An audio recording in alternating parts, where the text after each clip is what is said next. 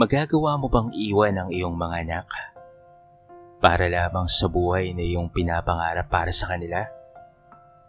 Isa na naman pong kwento ang aking ibabahagi sa araw na ito na talaga namang makapagbibigay sa atin ng maraming aral at inspirasyon.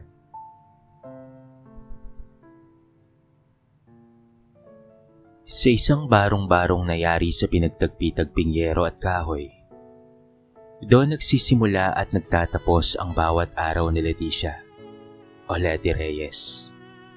Isang simpleng may bahay. Ngunit sa kanyang balikat nakasandal ang lahat.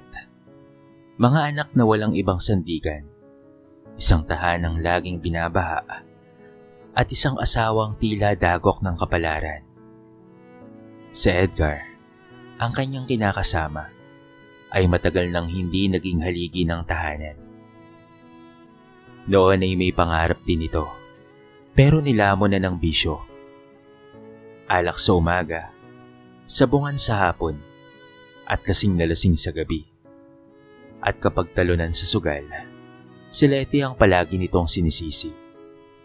Minsan ay suntok, minsan naman ay tadyak, pero ang pinakamasakit sa lahat ay ang mga salitang tila kutsilyo. Wala kang silbi. Kung hindi lang dahil sa akin, siguradong gutom na naman yung mga anak mo. Tahimik lamang si Leti. Umiiyak sa dilim habang pinapatulog ang mga anak na sina Miko at Aya, gamit ang kwentong may halong pag-asa. Palang araw, makakaahon rin tayo. Paulit-ulit niyang sinasabi, kahit siya mismo'y hindi sigurado kung kailan darating ang araw na yon. Sa tuwing sinusulyapan niya si Miko, napapaisip siya kung gaano pa ito kabata para makasaksi ng karahasan. At si Aya, na laging nagtatanong kung bakit hindi laging masaya si nanay, ay niyayakap niya na lamang ng mahigpit. Mahal ko kayo mga anak, huwag na kayong mag-isip pa. Ang tanging sagot niya lamang. Hanggang isang gabi, habang si Edgar ay natutulog na naman sa kalasingan, humarap si Leti sa salamin. Puno ng pasa ang kanyang braso. May kaskas ang noo, pero ang mas masakit ay ang pagkabasag ng kanyang loob. Hindi na siya babae. Hindi na siya may bahay. Para bang isa na lamang siyang tagasalo ng lahat ng sakit. Ganito na lang ba habang buhay? Tanong niya sa sarili.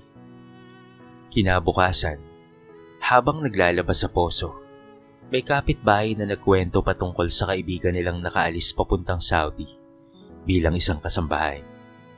Malaki raw ang kita, libre ang pagkain at tirahan, babait raw ang amo. Ito ang sabi sa kanya ng kanyang kapitbahay. Sa halip na makinig lang, isang bagay ang gumalaw sa puso ni Leti. Gabi-gabi niyang ipinagdarasal kung tama ba ng mga ibang bansa. Hanggang isang araw, lumapit siya sa isang agency at nagpasa ng application. Hindi niya ito sinabi kay Edgar.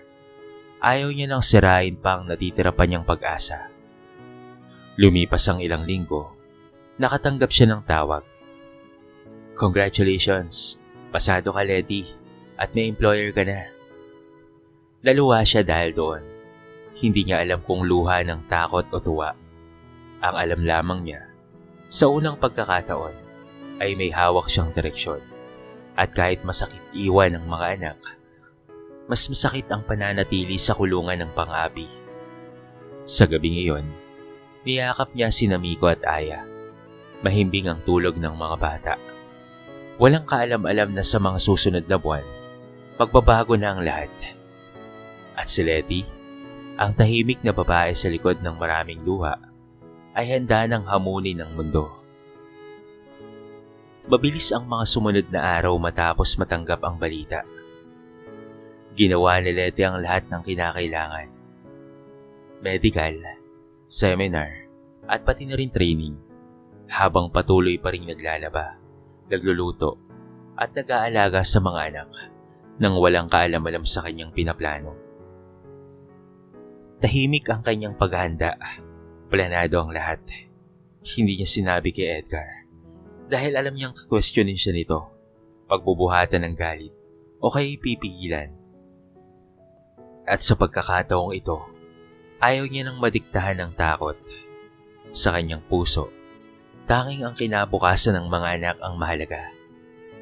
Isang gabi bago ang kanyang pag-alis, tahimik siyang naupo sa gilid ng higaan.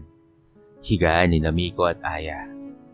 Pinagmasdan niya ang mga batang payapang natutulog. Walang kamalay-malay sa bigat ng pasya ng kanilang ina. Isang liham ang ginawa niya. Inilagay sa ilalim ng unan ni Miko. Anak, pasensya na kung hindi ako makapagpapaalam ng maayos sa inyo ha. Kailangan ko kayong iwan pansamantala. Mahal na mahal ko kayo mga anak. Kaya ko ito ginagawa. Huwag kayong mag-alala. Babalik ako at mas magiging maayos na ang lahat. Nanay. Kinabukasan, maaga siyang umalis. Dala-dala ang maliit na bag. Mahigpit na yakap ng pangarap at isang pusong puno ng pangamba. Sa airport, habang hinihintay ang boarding, hindi niya mapigil ang luha. Hindi ito luha ng panghihinayang, kung hindi ng matinding pananabik sa sakit at pag-iwan. Paglapag niya sa Riyadh, agad siyang sinalubong ng isang lalaking driver na nagdala sa kanya sa bahay ng kanyang amo. Isang napakalaking bahay na may mataas na bakod at pintuang bakal. Bumungad sa kanya ang isang babaeng Arabo na may matalim ang mga mata at malamig na titig. Ito ay si Madam Nora. From now on, you are mine. Maikli ngunit matalim ang salubong ng babae. Tahimik lamang si Letty. Pinilit niyang ngumiti at yumuko bilang paggalang. Sa mga unang araw, abala si Letty sa pag-a-adjust. Malaking bahay. Maraming trabahong kailangang tapusin. Pero kahit pagod, kinukumbinsi niya ang sarili. Titiisin ko ang lahat para kina Miko at Aya. Ngunit mabilis ding napalitan ng pangamba ang kanyang tiwala. Hindi siya pinapakain ng maayos. Isang perasong tinapay lamang ang agahan. Kapag may natirang ulam, saka lang siya nakakakain. Hindi siya pinapayagang gamitin ng cellphone. Ang sahod, ni minsan na hindi nabanggit sa kanya. May mga pagkakataon na mas masahol pa. Sa tuwing aalis ang kanyang amo at mga anak nito, ikinukulong siya sa maliit na kwartong walang bintana, walang kuryente, at walang bentilador. Wala kahit tubig, parang hayop na ikinandado. Sa bawat araw na lumilipas, unti-unting naglalaho ang pangarap na bitbit niya. Hindi niya na alam kung anong petsa na. Hindi rin niya alam kung kamusta na ba ang kanyang mga anak. At sa Pilipinas, habang si Letty ay nilalamon ng kalungkutan at gutom, ang mga anak naman niya ay unti-unting naniniwala sa kasinungalingan nitong si Edgar. Nainiwan sila ng ina at may bago ng pamilya ito sa abroad. Walang kalaban-laban si Letty. Nakakulong sa lupaing dayuhan habang ang kanyang pangalan ay unti-unti nang nilulunod ng kasinungalingan sa sariling bayan. Lumipas ang mga linggo at para kay Letty, parang mga buwan na ang bawat araw. Hindi siya makalabas ng bahay. Bawal siyang magtelepono. Walang koneksyon sa labas at ang bawat minuto ay tila pagdurusa. Hindi siya sinasahuran. Kapag nagtatanong siya, ang sagot ng amo ay, "You're lucky if feed you. Money? You don't need money." Kapag medyo sumasagot, isang sampalang kapalit o tulak sa dingding. Tinatawag siya nitong Abda, na ang kahulugan ay alipin. At ganoon na nga ang trato sa kanya, alipin sa banyagang lupa. Ang pinakamasakit sa lahat ay ang pananahimik. Walang tumutulong. Ang mga kasambahay sa kapitbahay ay takot na takot din. Kung minsan, naririnig ni Letty ang tawanan at pusika mula sa labas ng bahay. Tila isang paalala na umiikot pa rin ang mundo habang siya'y nakakulong. Diyos ko, hanggang kailan po? Bulong niya sa dilim habang nilalabanan ng gutom at uhaw. Samantala sa Pilipinas, si Edgar ay patuloy sa kanyang bisyo. Sa barangay ay kinikwento niyang iniwan siya ni Letty. at sinasabi niyang ito raw ay para sa ibang lalaki sa abroad. Ayan, iniwan ako. Wala nang pakialam sa mga anak namin. Basta ako, bahala na raw ako rito. Nagkunwaring martir sa harap ng ibang tao, habang si Miko at Aya ay lumaking may galit sa puso. Bakit ganun si nanay? Hindi man lamang nagparamdam. Ani Miko, na puno ng hinanakit. Sa mga mata ng kanyang mga anak, si Lete ay naging isang duwag na tumakbo sa responsibilidad. Ang hindi nila alam, na bawat araw pala na lumilipas, tinatanggap niya ang hirap alang-alang lamang sa kanila. Hindi sila nakakakita ng pasasalikod ni Leti o ng mga luha niyang bumabagsak sa bawat palanggana ng labahang kinukusot. Hanggang isang gabi, habang sinusubukan niyang matulog sa malamig na sahig, narinig niya ang isang boses sa kabilang kwarto. Boses ng batang babae na umiiyak. Mama, where's the Filipina? I want her back. Bigla siyang napaisip. May awa pa pala sa bahay na ito. Kung sa bata siya aasa, ay baka may paraan pa. Nagplano si Leti. Hindi siya nakakatiyak kung kailan, pero naghihintay siya ng tamang pagkakataon. Isang araw habang abala ang pamilya sa isang kasiyahan sa labas, naiwan siyang nakalak sa kwarto, gaya ng dati. Ngunit napansin niya, ang kandado ay hindi nakasara ng maayos. Ang pintuan ay medyo bukas. Pinakinggan niyang mabuti. Wala ang mga tao. Walang bantay. Huminga siya ng malalim.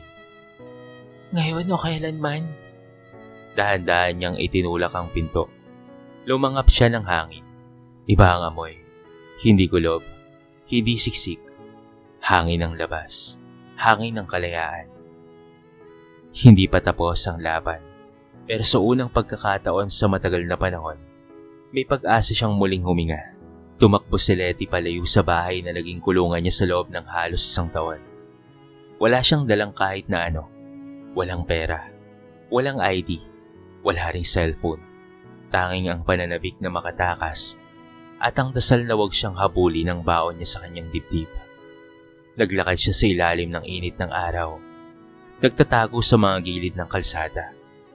Umaasang makakakita ng taong pwedeng malapitan. Ilang oras siyang naglakad hanggang sa nakita niya ang isang gusaling may watawat ng Pilipinas. Hindi siya sigurado, pero parang isinisigaw ng puso niya na doon ka pumunta. At tama nga siya. Ito ay embahada ng Pilipinas. Punong-puno ng luha ang kanyang mga mata nang pumasok siya sa loob. Nang makita siya ng isang staff, agad siyang inalalayan. Ate, okay ka lang ba? Pilipina ka rin, hindi ba? Hindi siya nakapagsalita kaagad. Nanginginig siya hanggang sa tuluyang bumuhos ang lahat ng kanyang kinikimkim. Ang gutom, sakit, takot, at paninindig.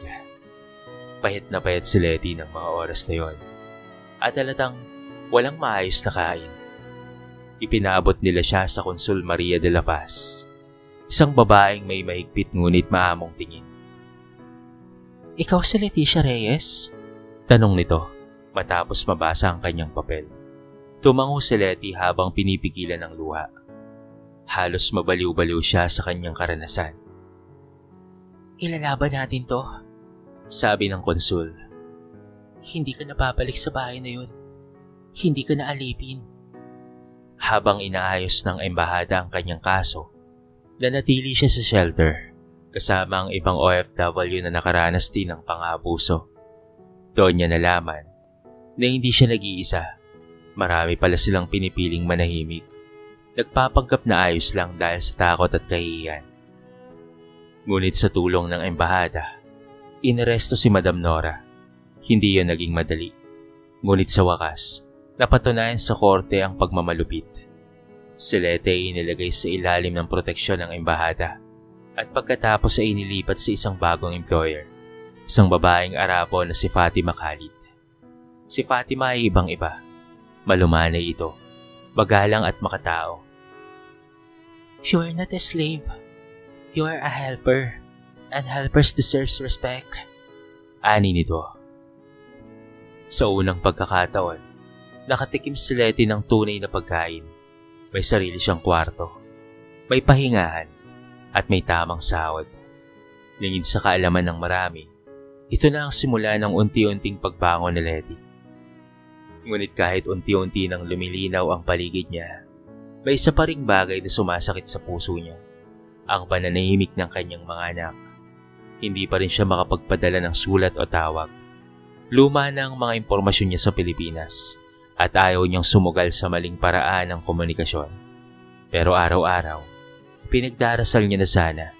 Balang araw ay maunawaan ng kanyang mga anak ang kanyang ginawa.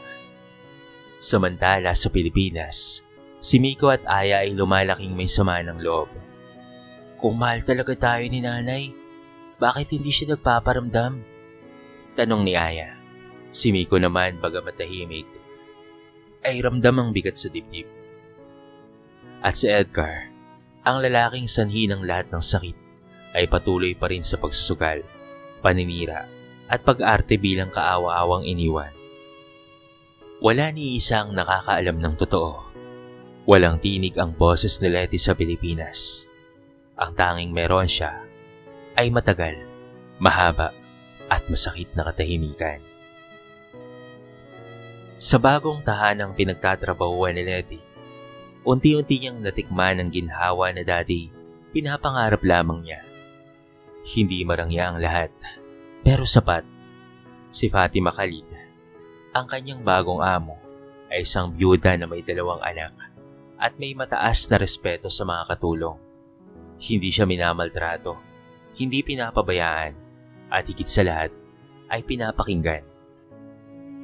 Buwan ang lumipas, at sa bawat sahod na natatanggap niya, agad niya itong ipinapadala sa Pilipinas. Hindi man niya makontak ng direkta ang mga anak, sinisigurado niyang may padala silang pera, pagkain, at mga gamit sa eskwela. Sa bawat padala, isinasama niya ang maikling sulat. Mahal kong Miko at Aya, pasensya na kung hindi pa ako makakauwi. Ginagawa ko ito para sa inyo. Sana mapatawad niyo si nanay. Mahal na mahal ko kayo. Hindi niya alam kung nababasa ba ito ng kanyang mga anak, kung napapasa ba ng tama ni Edgar. Pero nananalig siya. Sa tuwing isinasabay niya ang sulat sa balikbayan box, umaasa siyang may parte ng puso niya ang makakarating rin sa mga anak ang mga ito. Isang araw, habang nagluluto siya para sa pamilya ni Fatima, tinawag siya nito sa sala. Letty, I spoke to the embassy. They said that you are eligible for repatriation if you wish. Napalunok si Letty. Pwede na po ba akong umuwi? Tanong niya, halos hindi makapaniwala. Tumango si Fatima. You work hard. You deserve to go home, Letty, and start again. Napaluwa siya sa harap ng mabait na amo.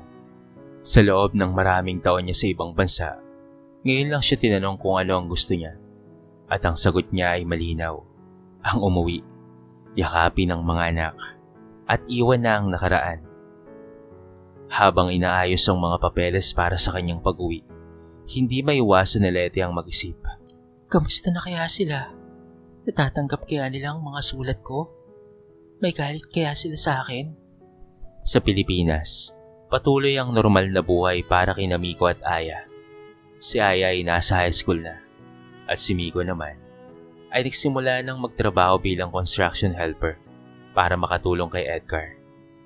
Ngunit malamig pa rin ang mga puso nila kapag nababanggit si Letty. Tumatanggap man kami ng pera o gamit, pero wala pa rin si nanay. Hindi niya kami pinaglaban, sambit ni Miko. Ang hindi nila alam na ang nanay nilang iniisip ay tumigil ng matagal sa embahada, lumaban sa korte, at muling bumangon mula sa pagkabagsak. Wala silang kaalam-alam na minaltrato pala ito. Sa huling gabi ni Letty sa Saudi, tumingala siya sa langit.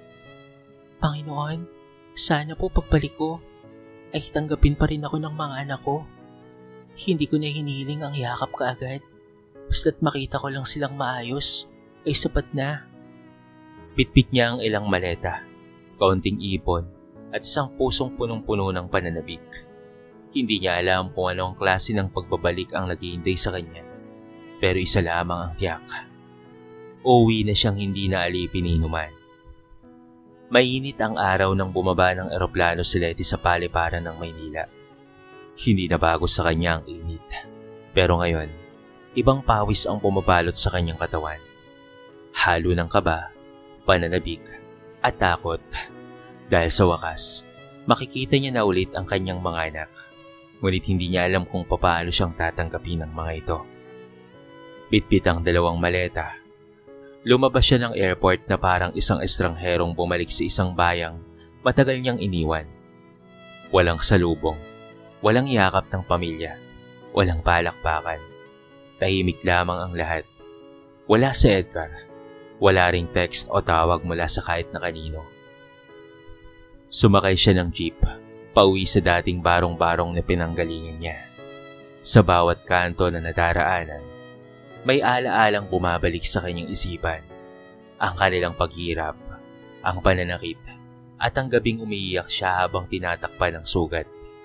Ngunit ang higit sa lahat, bumalik ang ala-ala ng dalawang munting bata noon na iniwan niyang may luha sa mga mata at yakap sa gabi.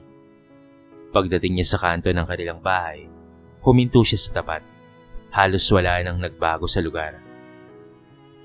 Pareho pa rin noon. Ito pa rin ang amoy usok ng tricycle. Ang ingay ng mga tsismosa at ang mga batik sa dingding ng kanilang tahanan. Kumatok siya. Si Miko ang nagbukas ng pinto. Binata na ito at si Aya naman ay dalagita na. Maya-maya ay pareho silang napatigil pagbukas ng pinto. Tumitig sa kanya si Miko. Tila hindi makapaniwala.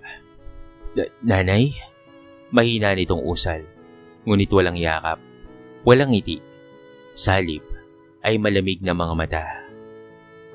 Bakit ka pa bumalik? Tanong ni Miko. Walang emosyon. Hindi ka agad nakasagot si Letty. Natulala ito. Anak, nandito na si nanay. Pasensya na kung... Sabi ni Papa, iniwan mo na raw kami. Nakahanap ka na raw ng bagong pamilya sa abroad. Kaya kami nang nagtulungan dito sa bahay. Kahit wala ka ay kinakaya naming magkapatid. Sabi ni Miko, na para bang punong-puno ng tampo. Napaupo si Letty sa bangko. Parang tinusok ang puso niya. Ang mga anak na pinaglaban niya ng buhay, ngayon ay may galit sa kanilang mga mata. Hindi totoo yun, anak. Bulong niya. Wala akong ibang pamilya kung hindi kayo lang. Tahimik ang paligid. Nasa gilid lang si Edgar. Nakaupo sa tindahan ng alak. Nakatingin sa kanila na parang nanonood ng eksenang inaasahan niyang mangyayari. Bakit hindi ka man lamang tumawag, Nay? Tanong ni Aya na halos paiyak. Hindi ako pinayagan ng amo ko. Kinuha ang cellphone ko at ikinulong ako sa loob ng 1 taon. Akala ko'y mamamatay na ako roon. Pero hindi ako tumigil dahil gusto kong makauwi sa inyo. Hanggang sa nakatakas ako at nagtagal sa embahada. At pagkatapos ay nagkaroon ako ng panibagong amo. At doon ako nakapagtrabaho ng maayos sa maraming taon. Hindi kaagad naniwala ang mga anak. Ngunit sa titig ni Letty sa kanyang nangingilid na luha, may isang bagay na silang nararamdaman. Sakit na matagal na ring nilang kinikimkim. Bigat na ngayon ay unti-unting lumuluwag. Lumapit si Letty kay Miko at Aya. Hindi siya umaasa ng yakap, pero nang idinampi niya ang kamay sa pisngi ng anak, hindi na nakatiis si Aya. Yumakap ito ng maigpit sa ina sabay iyak. Miss na miss kita, Nay. Hindi pa tapos ang pagkukumpuni ng pusong nasaktan. Pero sa gabing iyon, may unang peraso ng tiwala ang naibalik. Kinabukasan, maaga pa lang ay gising na si Letty. Naganda siya ng agahan, sinangag, pritong itlog, at mainit na kape. Mga simpleng bagay na matagal niyang pinapangarap na maihain muli sa kanyang mga anak. Tahimik lamang sina Miko at Aya habang ito'y kumakain. Pero iba na ang tingin sa kanya. Hindi na singlamig ng kahapon. May bahid ng pag-uusisa at marahil pag-unawa. Pasensya na kayo kung hindi ako nakapagpaliwanag kaagad. Simulang wika ni Letty habang nililigpit ang mga pinggan. Hindi madali ang pinagdaanan ko. Akala ko ay katapusan ko na. Umupo siya sa harapan nila, huminga ng malalim, at saka nagsimulang magkwento mula sa araw na umalis siya hanggang sa araw na siya ikinulong. Hindi pinasahod at halos mamatay sa gutom sa banyagang lupa. Ikinuwento niya kung paano siyang nagdasal araw-araw na siya ay makabalik, kung paano siya tumakas, at kung paano siyang iniligtas ng embahada. Lahat ng sakit, lahat ng takot, isa-isang lumabas mula sa kanyang bibig. Tahimik lamang si Miko, pero hindi niya maiwasang mapaluha. Si Aya naman ay tahimik na umaaplos sa kamay ng kanyang ina, na para bang sinasabing, "Sapat na, Nay. Naiintindihan ko na po." "Pero bakit sinabi ni Papa na iniwan mo kami para sumama sa ibang lalaki?" Tanong ni Miko sa wakas. Napabuntong hininga si Letty. "Dahil gusto niyang palabasin na siya ay kaawa-awa. Ayaw niyang tanggapin na siya ang dahilan kung bakit ako umalis. Baka natakot siyang mawalan ng kontrol sa inyo." Nakita nilang lumapit si Edgar mula sa labas. Amoy alak ito at nakasimangot. "Anong sinasabi mo riyan, ha? Ako pa ang sinungaling ngayon?" sabi nito. Tumayo si Miko. Ngayon ay may tapang sa mga mata. "Tama na pa. Alam na namin ang totoo. At alam rin namin na ikaw ay palaging nagsusugal. Ikaw ang nananakit. Wala kang karapatang sirain si nanay sa amin. Nasaan ang mga perang pinapadala niya?" "Mga walang utang na loob," balik na Edgar. Pero hindi na siya pinansin ng mga anak. Sa unang pagkakataon, si Letty ay hindi na mag-isang nakikipaglaban. Simula noon, tuluyan nang lumayo si Letty sa dating kinakasama. Pitpit ang kaunting ipon at kasama ang kanyang mga anak. Lumipat sila sa isang maliit na inuupahang bahay sa kabilang barangay. Malayo sa alaala ng sakit. Malapit sa panibagong simula. Mahirap ang unang buwan. Kailangan ni Letty na maglako ng kakanin. Pumasok bilang tagalinis sa isang paaralan at kumuha ng kahit na anong marangal na trabaho na pwede nilang pagkakitaan. Hindi niya na iniisip o inaalintana ang pagod. Si Miko ay tumigil na sa pagtatrabaho at nagbalik sa pag-aaral bilang ALSI student. Si Aya naman ay nagpapakitang gilas sa klase.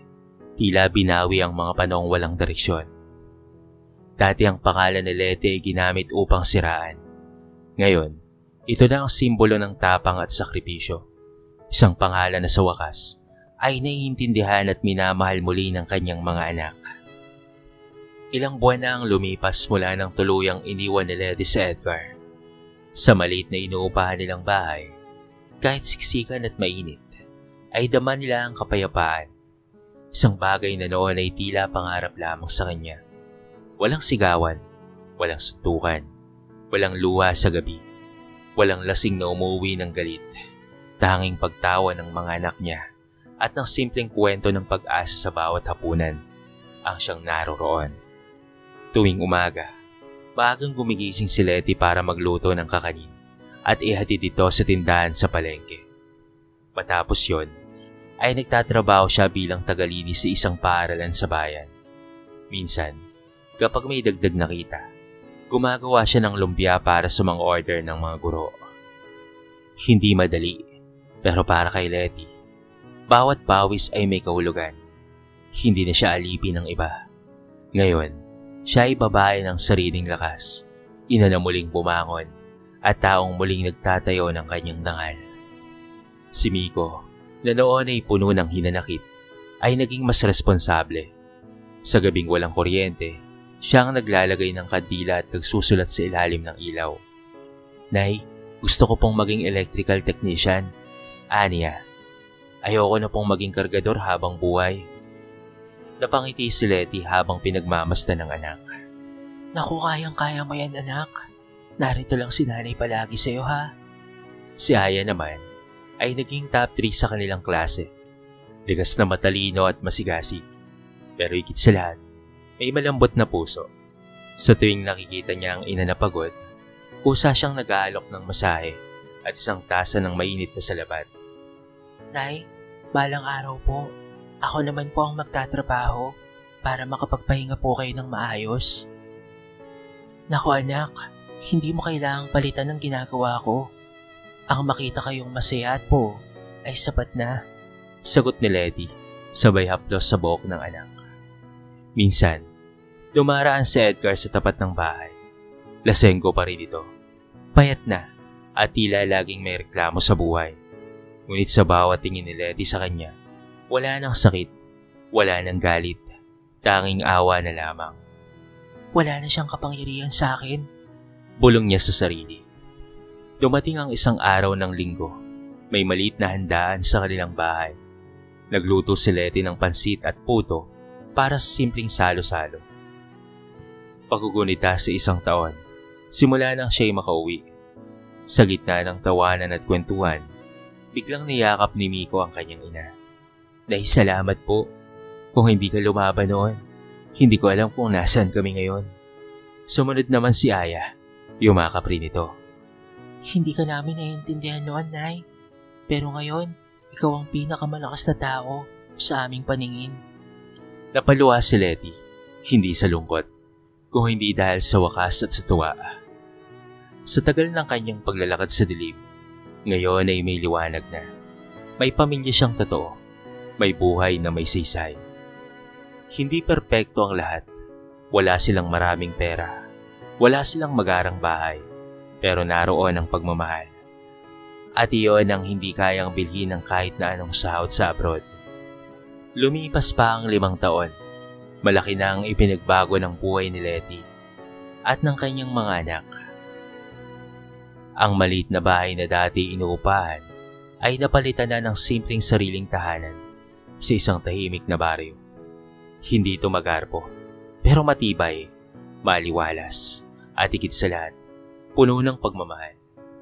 May sarili na rin silang maliit na negosyo, isang karinderyang sikat sa mga tricycle driver, guro, at mga estudyante. Doon siya madalas na makikitang nakangiti habang naglilista ng mga orders. Sinasahugan ng mga ginisang gulay o nakikipagkwentuhan sa mga suki. Lahat ng dumaraan ay tila may respeto sa kanya. Yan si Aling Letty, dating OFW. Matapang yan. Pinuhay ang kanyang mga anak kahit mag-isa lang. Wika ng isang parokyano. Si Miko naman na dati puno ng hinanakit ay isa ng lisensyadong technician. May sarili na itong maliit na repair shop at kumikita ng marangal. Si Aya naman ay nakapagtapos ng edukasyon at kasalukuyan ng nagtuturo sa parehong paaralang nilisan noon ng kanilang ina. Isang gabi, habang sila'y magkasamang kumakain ng hapunan, napatahimik si Letty. Pinagmasdan niya ang mga anak. Malalaki na, pero malalapit pa rin sa kanya. At punong-puno ng respeto sa kanyang naging sakripisyo. Hindi niya napigilang mapaluha. Nay, bakit ka umiiyak? Tanong ni Aya, lumapit at niyakap siya.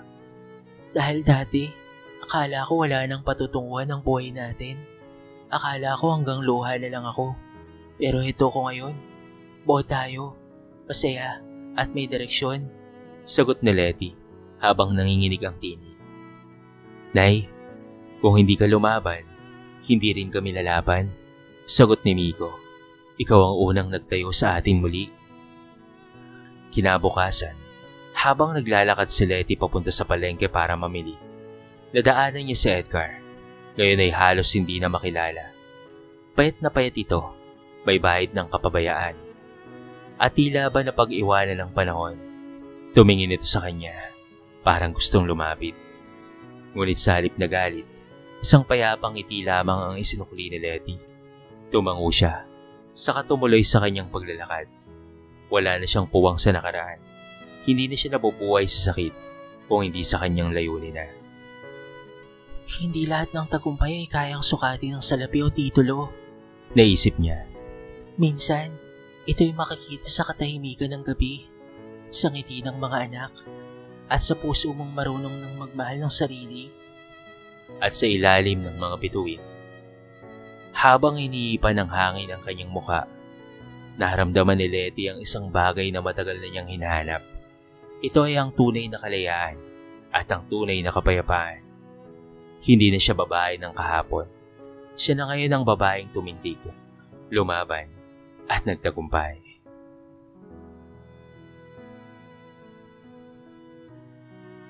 Dito na po nagtatapos ang ating maiksing kwento sa araw na ito. Sana po ay nagustuhan nyo.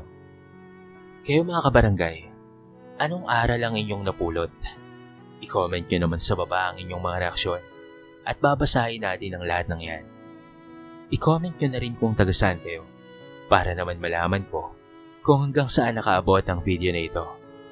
Paki-like and share na rin ang ating kwento para mapakinggan din ng iba. At kung bago ka pa lamang sa ating channel, baka naman pwedeng pakihit ang subscribe button at bell notification button para palagi kang updated sa mga bago nating upload na katulad dito. So paano mga kabarangay?